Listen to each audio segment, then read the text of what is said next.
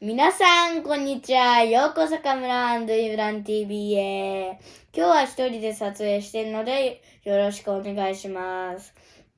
前回の動画見てくれた人はありがとうございます。前回はウイグルの地図上での場所を簡単に説明しましたが、今日はもう少し詳しく教えたいなと思っています。はい、前回の世界地図で日本のお隣の国中国、その中国のこの黄色のところがウイグルですと言いましたね。そしてこのウイグルは今中国で新疆ウイグル自治区と呼ばれています。長くて慣れないので、これからは動画でウイグルと言いますね。次はウイグルの地図です。ウイグルの周りに中国、モンゴル、ロシア、カザフスタン、キルギスタン、タジキスタン、アフガニスタン、パキスタン、インド、チベットがあります。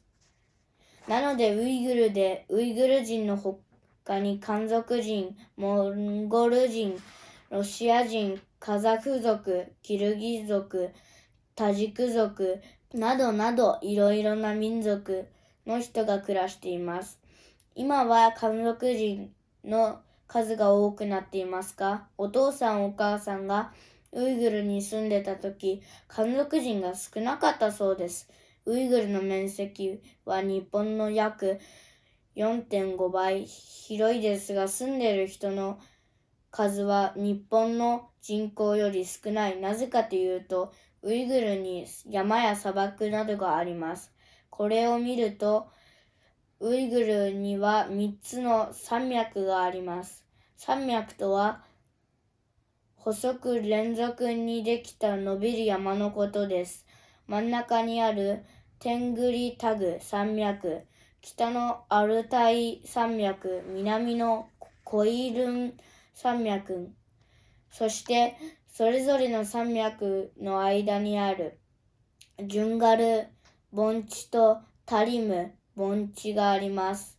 盆地とは周りが山に囲まれた平らな土地のことです。はい、こうして山あり、砂漠あり、川ありですね。川もいろいろあって、特にタリム川はウイグル人の間で昔から母なる川と呼ばれています。今日少し難しい言葉が多かったのでこれぐらいにします。